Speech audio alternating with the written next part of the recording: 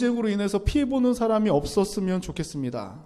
또 이 속히 전쟁이 그치고 이 평안함 가운데 예배 드릴 수 있는 날이, 또 예배 드릴 수 있는 상황이 오기를 기도합니다. 자, 우리의 인생을 그 전쟁이라고 표현하기도 합니다. 자, 그만큼 사는 것이 쉽지 않기 때문이에요. 자, 뭐든지 내 뜻대로 되면 싸울 일이 없고 평안할 것입니다. 모든 상황이 내 뜻대로 되고 내가 원하는 대로만 되면 우리가 고민할 것도 없고 스트레스도 없을 것입니다. 그런데 그렇지 않기 때문에, 내가 원하는 바대로 삶이 이루어지지 않기 때문에 우리는 뭔가를 이루기 위해서, 뭔가를 얻기 위해서 놀고 싶어도 일하고 쉬고 싶어도 출근하고 등교하고 그런 것 아니겠습니까? 이 신앙에 있어서도 그 내 뜻대로 안 되는 부분들이 있어요. 예배 때마다 은혜 받고 싶고 또 나도 잘 믿고 싶은데 내 마음대로 안 되는 경우가 있습니다. 또 무언가 규모 있게 하나님의 일을 하고 싶지만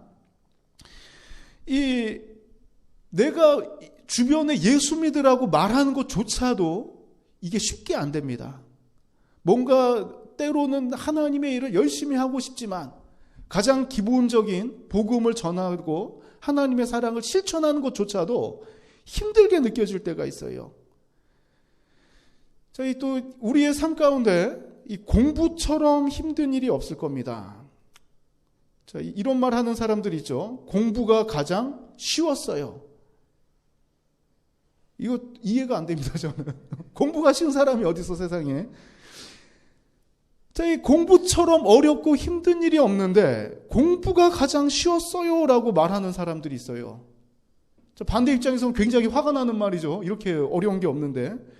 자, 그런데 이 말을 한 사람 중에 한 사람, 이 말을 유행어처럼 퍼뜨린 사람이 바로 장승수라는 사람이에요. 그 사람이 쓴 책의 제목입니다. 이 사람의 삶을 보면, 자, 요 변호사예요, 지금은. 이 사람의 삶을 보면 아버지가 영어를 굉장히 잘했습니다. 그래서 6.25 전쟁 때 그 미군 부대 쪽에서 일하다가 6.25 전쟁이 끝난 이후에도 미군 부대에서 건축 원목을 납품을 받았습니다. 공급받았어요. 그런데 우리가 6.25 전쟁을 겪으면서 온 산이 다 황무지가 되고 초토화가 돼서 그 건축 자재 원목 값을 금값하고 비교했습니다. 엄청난 부를 이루었어요. 자, 그런데 그 할아버지가 도박으로 재산을 다 날립니다. 그래서 이 할아버지는 도박이 끝난 이후에 재산 다 탕진하고 나서 아들의 재산을 다 써버리고 화병이 나요. 나 때문에 아들 인생이 망쳤구나. 화병으로 죽습니다. 자, 여기서 멈추면 괜찮은데 그 할아버지가 죽고 아버지도 도박과 술에 빠져서 죽게 됩니다. 가정이 완전히 엉망이 돼요. 그 경북 외관에 살다가 대구에 살다가 막 왔다 갔다 합니다.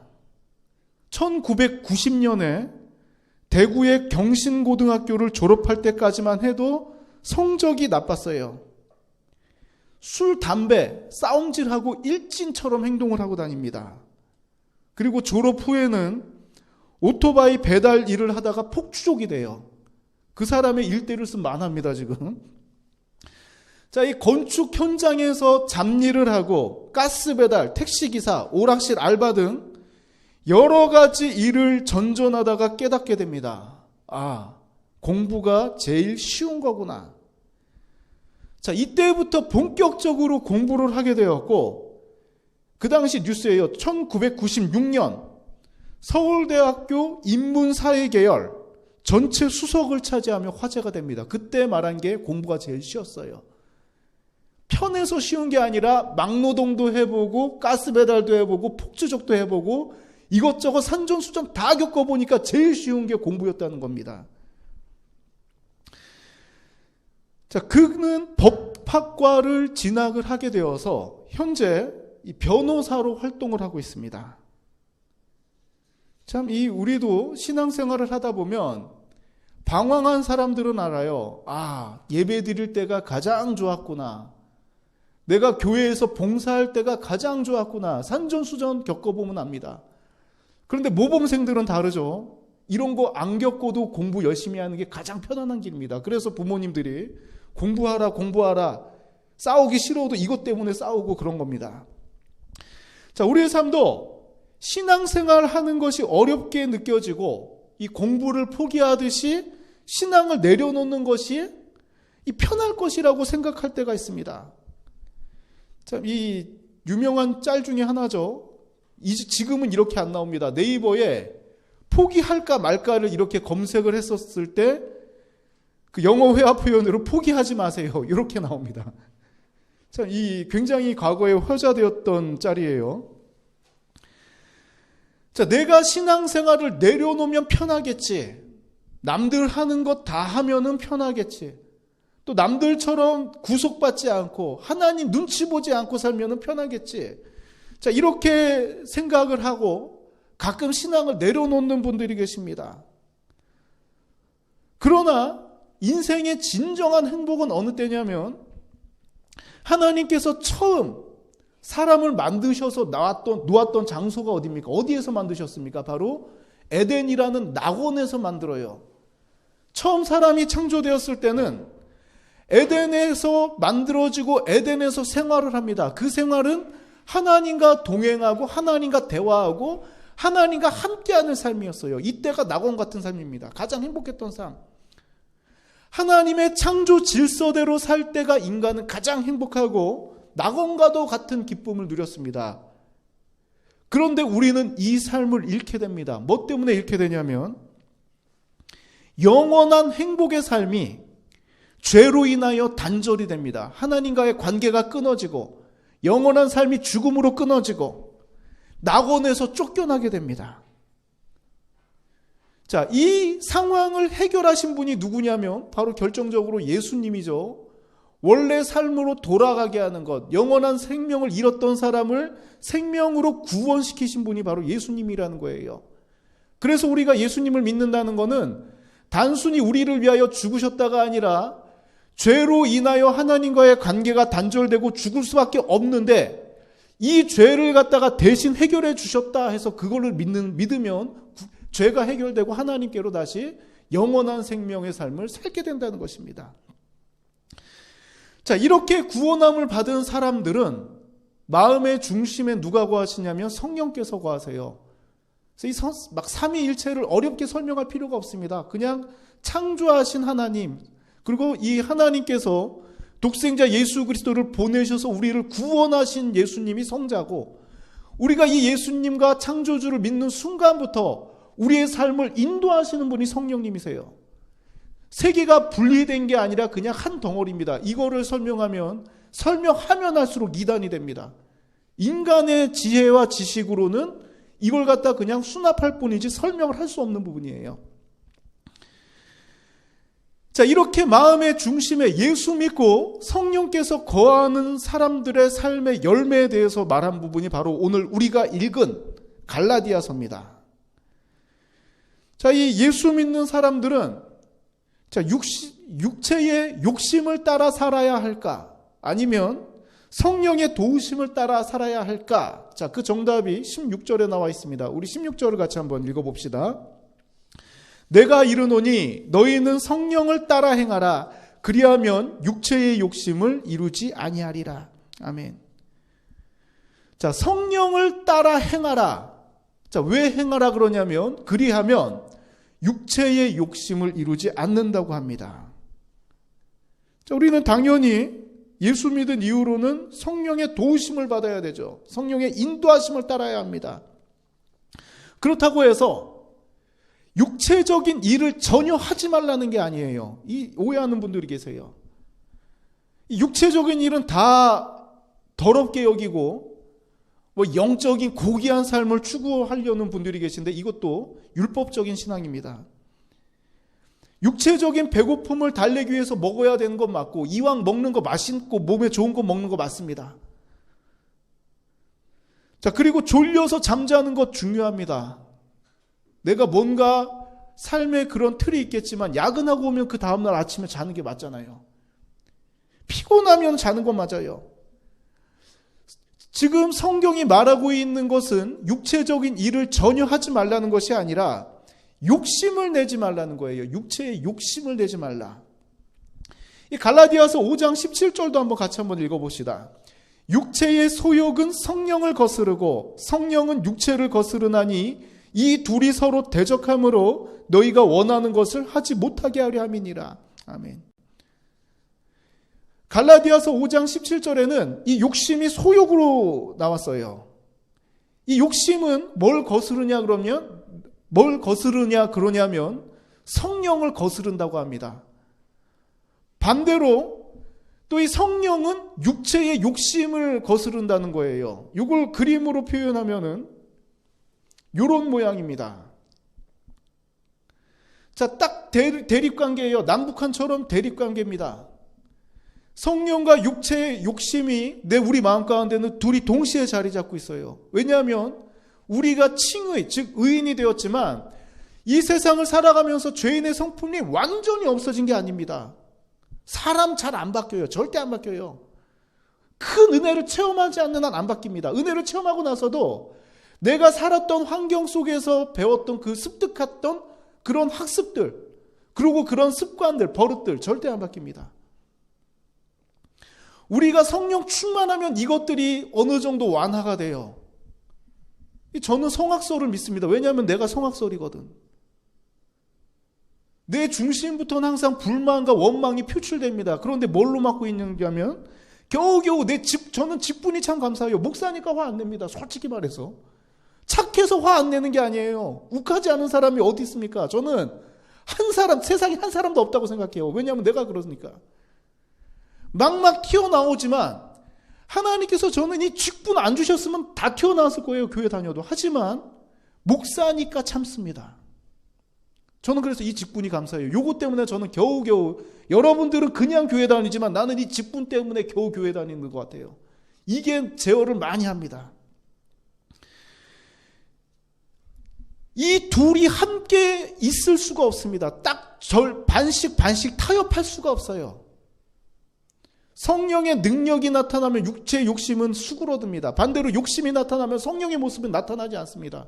이 둘이 공존을 하지만 어느 쪽을 선택하느냐, 어느 쪽이 마음속에서 싸워 이기느냐, 거기에 따라서 표출되는 행동은 완전히 극과 극이라는 것입니다. 우리가 구원을 받고 하나님이 기뻐하시는 마음이 무엇인지를 알고 그런 마음을 품으려고 노력하지만 그것을 대적하였던 옛날 죄인의 성품이 자꾸 이것을 막고 있다는 거예요. 어떤 결정을 해야 될지 압니다. 또 정답이 무엇인지 우리는 알고 있어요. 어떻게 행동하는 것이 맞는지. 지나가다가 구걸하는 사람이 있으면 이 앞에서 어떤 행동을 하는 게 하나님께서 원하시는 것인지 분명히 압니다. 하지만 우리의 욕심으로 인해 이 행동이 막힌다는 거예요. 사람과 사람과의 관계도 마찬가지입니다. 내가 하나님을 믿는 사람으로서 저 사람을 어떻게 대해야 될지 압니다. 그러나 내가 받은 상처가 분명히 있기 때문에 이 욕심이 본전심리라 그러죠. 본전심리. 좀 있으면 우리 자녀들이 군대 갈 때가 됐는데 벌써 군대 가면 본전심리가 있습니다. 후임들에게 잘해주고 싶은데 내가 2등병 때 1병 때 받았던 그 아픔이 있기 때문에 본전심리가 생각나요. 나는 이렇게 했는데 너희들도 이렇게 해야지. 계속 대물림이 됩니다. 자꾸 이걸 제도로 지금 보완하고 그래서 요즘은 후임병한테 반말해도 큰일 난다는 그런 부대도 있다 그래요. 참 거기 한편으로는 반대로 돼서 걱정도 되는데 이런 대립관계들, 본전 심리들, 그리고 내가 때로는 하나님의 정답이 무엇인지 알지만 완전히 반대되는 행동을 해서 이것을 회복하는데 많은 노력이 들고 많은 시간이 들고 많은 아픔을 겪기도 합니다. 자, 이것을 컨트롤하는 것이 무엇이었냐면 바로 율법의 역할이었어요. 우리 18절의 내용을 한번 같이 한번 읽어봅시다. 너희가 만일 성령의 인도하시는 바가 되면 율법 아래에 있지 아니하리라. 이 성령의 인도하심을 따르면 욕심이 사라진다는 거예요. 아까 그 대립관계에서 그림을 잠깐 볼게요. 자, 이런 대립관계에서 율법이 없으면 무엇이 하나님의 뜻인지 전혀 모릅니다. 점점 내 욕심대로 행하여. 자, 이렇게 되면은 욕심이 커지면은 성령이 사라집니다. 반대로 이런 대립관계에서 성령이 충만하면 욕심의 영역이 점점 없어진다는 거예요. 하나님의 뜻이 충만하게 되면은. 이런 경우는 율법이 없어도 하나님의 뜻을 따르는 상태가 됩니다. 자, 이 율법 중에 가장 잘 정리되어 있는 것이 바로 십계명인데, 십계명 중에서 한번 4계명을 살펴봅시다. 안식일을 거룩하게 지키라. 자, 안식일은 하나님 앞에 거룩하게 지키는 날이 맞습니다. 자, 내가 하나님 앞에 예배를 드리는 사람, 목숨 걸고 주일 성수하는 사람들, 무슨 일이 있어도 나는 예배가 먼저인 사람들, 그래서 캠핑이나 이런 약속도 예배 이후에 잡는 사람들. 자, 이런 사람들은 4계명이 올무가 되지 않아요. 나를 괴롭히지 않습니다. 왜냐하면 나는 자연스럽게 이 계명이 있든지 없든지 내 마음 가운데는 하나님 사랑하는 마음이 크니까 주일날 예배 드리는 게 당연한 거예요. 그러니까 나는 이 4계명 때문에 이 신경 쓴다거나 이 4계명이 나를 괴롭힌다거나 하지 않습니다. 자유합니다. 나는 이게 있든지 없든지 이 계명을 따라 지키는 게 아니라 하나님 사랑하는 마음으로 늘 예배드리기 때문에 4계명이 올무가 되지 못합니다. 또 이 뭔가를 갖고 싶은 욕심 때문에 이 남의 물건을 손대는 사람이 있어요. 도벽이 있는 사람들, 도둑질하는 사람들. 자, 이런 것이 죄니까 7계명에서는 도둑질하지 말라 그럽니다. 계명으로 딱 정해놨어요. 도둑질하지 말라. 자, 그러나 하나님의 성품을 갖고 있는 사람들, 내가 하나님의 사랑이 충만하여서 하나님께서 원하시는 것이 무엇인지 알고 정답을 찾아가는 사람들은 좋은 물건이 있더라도 손을 대지 않습니다. 왜냐하면 하나님이 지금 나와 동행하시고 나를 지켜보고 계신데 이거를 손대면은 하나님께서 아시고 또 나는 이거 손대고 이 욕심을 취하는 것보다 하나님 뜻 따르는 것을 더 좋아하기 때문에 이 7계명이 굳이 내 삶을 괴롭히지 않아요. 내가 이거를 눈치 보고 겨우 달달 외워서 따르거나 하지 않습니다. 왜냐하면 내 마음 가운데 하나님을 사랑하는 마음이 더 크기 때문에. 그래서 예수님이 이 계명을 말씀하실 때 율법사가 와서 어느 계명이 가장 크냐고 물어봤을 때 예수님의 대답이 주 너의 하나님을 사랑하고 그거랑 똑같이 둘째도 그와 같은 일인데 그게 똑같다는 말이에요. 그거와 똑같이 내 이웃을 내 몸과 같이 사랑하라. 딱 이 율법 2개로 딱 정리해 주신 겁니다. 자, 이런 하나님의 사랑이 충만할 때 우리는 율법이 우리를 더 이상 뭔가를 제어하는 게 아니라 하나님의 사랑으로 우리 삶을 정답을 찾아갈 수 있다는 것입니다. 자, 그렇다면 이렇게 율법을 초월하여서 성령을 따라 사는 사람, 22절에서 23절까지 열매, 9가지 열매를 표현하고 있는데 우리 같이 한번 읽어봅시다. 같이 읽겠습니다. 오직 성령의 열매는 사랑과 희락과 화평과 오래 참음과 자비와 양성과 충성과 온유와 절제니 이 같은 것을 금지할 법이 없느니라. 아멘. 자, 성령의 열매는 사랑, 희락, 화평, 오래 참음, 자비, 양성, 충성, 온유, 절제라고 합니다. 성령 충만한 사람들의 삶 가운데는 열매가 이 9가지가 나타난다는 거예요. 사랑하는데 상대방을 괴롭히지 않습니다. 물론 이상한 사람들이 있어요. 이상한 사람들. 아기가 예쁘면은 막 손 깨물고 막 이렇게 그쵸 꼬집고 하는 사람이 있어요. 나 정말 우리 아들 그렇게 하는 사람 보면 너무 화가 났어. 왜 예쁘고 사랑하는데 꼬집고 깨물고 그래요. 그쵸? 애 막 찡그리는 모습 보고 귀엽다 그러고 왜 애를 찡그리게 만들어. 너무 싫었어요. 다음부터는 그 사람 앞에 우리 애 안 데리고 갔습니다. 저.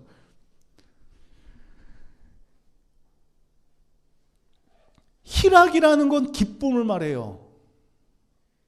우리가 이 신앙생활하면서 괴롭게 신앙생활하는 사람들이 있어요. 이걸 갖다 계명으로 여기고 율법으로 여기고 지키려고 하면은 괴로워집니다. 하지 말라 하라. 요거에 지금 치우치면은 괴로울 수밖에 없어요. 이 사랑하는 사람과 데이트할 때도 마찬가지죠. 뭘 해야 되고 말아야 되고 이거 하면은 피곤해집니다. 그냥 맞춰주면은 편해요. 맞춰주면. 신앙생활도 마찬가지입니다. 성령의 인도하심을 따라서 하나님의 뜻을 따라 하나님께 다 내어 맡기고 나를 푸른 초장으로 인도하시는 하나님, 내가 잘못된 길을 걸을 때 주의 지팡이와 막대기로 나를 안위하시나이다. 내가 잘못 갈 때마다 나를 인도하시는 하나님을 깨달을 때는 우리의 삶에 기쁨이 있습니다. 내 뜻대로 일이 풀리지 않더라도 확신이 있어요. 하나님께서 나를 지켜주신다는 확신, 여기가 멸망이 아니라는 확신, 구원으로 간다는 확신이 있습니다. 그렇기 때문에 우리는 기쁨이 넘칩니다. 성령 충만하면 화평, 평화가 넘칩니다. 싸우지 않아요. 싸울 필요가 없어요. 내가 내 힘으로 해결하는 것보다 하나님의 인도하심을 따르기 때문에 아무리 내 뜻이 가로막혀도 내 뜻을 이루시는 하나님, 믿음으로 얼마든지 나아갈 수 있습니다. 싸울 필요가 없습니다. 오래 참음, 자비, 양성, 충성, 온유, 절제, 이 성령의 9가지 열매에 대해서는 우리 계속 시리즈로 설교를 하도록 하겠습니다. 성령의 인도하심을 받는 사람들에게는 이런 9가지 열매가 나타난다는 것인데, 이걸 옛날에는 막 앞글자를 따서 외웠습니다. 교회에서 사희화, 오자, 양충, 온절해서 이 9가지 열매 달달달 외우고 이 삶이 나타나도록 굉장히 신경을 썼습니다. 그러나 제가 이제까지 살아보니까 성령의 인도하심을 따라서 하나님의 성품을 사모하는 사람들에게는 이것을 외우지 않더라도 자연스럽게 이 삶들이 나타납니다. 우리 여러분들의 삶 가운데 이 성령의 열매가 충만한 여러분들의 삶이 되길 원합니다. 욕심을 제어하고 하나님께서 무엇을 원하는지, 무엇을 따라야 할지를 분명히 알고 하나님께 순종할 때마다 하나님께서는 우리 삶 가운데 이 성령의 9가지 열매 외에 형통함으로 채워주시고 우리의 발걸음 가운데 항상 동행하시리라 저는 믿습니다. 자, 우리는 정답을 알고 있어요. 정답. 예수 믿은 이후에 우리 마음 가운데는 성령이 거하시기 때문에 매 삶의 순간마다, 모든 이벤트마다 어떻게 행동하고 어떤 결정을 해야 될지 성령께서 알려주십니다. 신앙의 양심으로도 표현해요.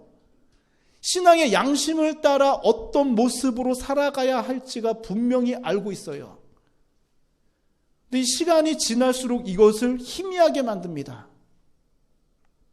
우리 아들이 얘기하더라고요. 차별금지법. 참 이름을 잘 짓는데 그 내용은 진짜 아니라 그럽니다. 근데 얘기 들어보니까 맞아요. 차별 금지하는 거 맞잖아요. 그렇죠? 차별 금지하는 거는 맞지만 남자가 남자랑 뽀뽀하고 그러는데 어떻게 분노가 안 치밀어 오릅니까? 그렇죠? 근데 이 분노 치밀어 오른다 그러면 요즘 사람들은 나는 이게 악해서 분노가 치밀어 오르는 건데 요즘 사람들은 네가 못해서 그렇구나 이렇게 생각해요. 그 정도로 사회가 이상해졌어요.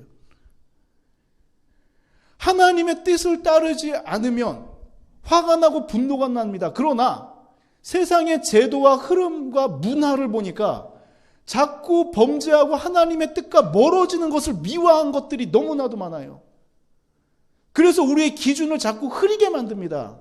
이 기준 자체를 법에 저촉되지 않으면 된다고 생각을 해요. 제가 중고등학교 때만 해도 법보다 더 우선시된 게 도덕이었습니다. 윤리였습니다. 이것을 지키면은 법에 대해서, 그러니까 법은 뭐 최상위 법이라고 하지만 도덕과 윤리를 따르고 어른들 보면은 인사하는 게 당연했고 어른들이 오면 자리 양보하는 것 시키지 않아도 이게 자연스러웠습니다. 그러나 요즘 사람들은 도덕 윤리는 우습게 봐요. 법에 저촉되지 않으면 너가 모르고 아무도 모르면 법을 범법해도 괜찮다고 생각하는 사람들 많습니다. 이게 신앙의 영역까지 자리 잡아서 하나님 앞에 꼭 해야 할 것, 하나님 앞에 하지 말아야 될 것, 이것까지도 영향을 받습니다. 그냥 내 판단 가운데 내 기분 따라서 상황 따라서 믿는 사람들이 너무나도 많아요. 하지만 우리 삼동교회는 성령의 인도하심을 따라 이 욕심들, 나의 판단들을 제어하고 하나님의 은혜 안에 사는 우리들의 삶이 되길 원합니다. 정말 이 정답을 찾는 게 가장 힘듭니다. 정답을 찾는 것. 수능 시험을 보더라도 학교에서 시험 보거나 면허 시험을 보더라도 쭉 문제 물어보고 나서 보기를 5개를 주는데 5개 중에 4개는 틀리고 정답은 하나예요. 확률적으로 20%입니다. 신앙에 있어서도 여러 가지 결정해야 될 문제 중에 정답은 하나입니다. 그 정답은 바로 하나님께서 원하시는 쪽을 택하는 게 그리스도인으로서는 가장 성공된 길입니다. 내가 손해를 볼 수 있고 내가 어려워질 수 있더라도 하나님께서 원하시는 정답을 찾아갈 때마다 우리의 삶은 더 큰 은혜로 채워지고 우리의 삶은 더 형통하게 될 줄 믿습니다. 자, 이 은혜의 자리를 사모하십시오. 그리고 성령 충만한 삶을 살기 위해서 노력하십시오. 자, 우리들이 하나님의 은혜로 이 심령이 채워질 때마다 아까 그 그림과도 같이 성령의 영역이 더 커져서 우리의 욕심을 이루는 삶이 아니라 하나님의 뜻을 이루는 삶이 되고, 또 하나님의 뜻을 따르는 이스라엘 백성들이 신명기, 나중에 우리 말씀할게 신명기 할 때 다루겠지만, 옷이 헤어지지 않고 40년 동안 옷이 헤어지지 않고 신발이 헤어지지 않고 질병으로부터 하나님께서 지키시고 아무것도 없이 나왔는데도 계속 하나님께서 40년 동안 먹이십니다. 하나님의 백성들은 바로 하나님의 이런 축복을 받으면서 살아야 돼요. 성령을 따라 살 때 이런 축복은 반드시 임합니다. 한 주간 우리들의 삶 가운데 하나님께서 채워주시는 축복, 정말 아까 그 수능 만점, 이 서울대 수석한 것보다도 신앙생활의 만점자가 되는 우리들의 삶이 되길 원합니다. 자, 그럼 마지막으로 우리 갈라디아서 5장 22절, 23절 읽고 제가 기도함으로 설교를 마치도록 하겠습니다. 같이 한번 읽어봅시다. 오직 성령의 열매는 사랑과 희락과 화평과 오래 참음과 자비와 양성과 충성과 온유와 절제니 이 같은 것을 금지할 법이 없느니라. 아멘. 기도하겠습니다.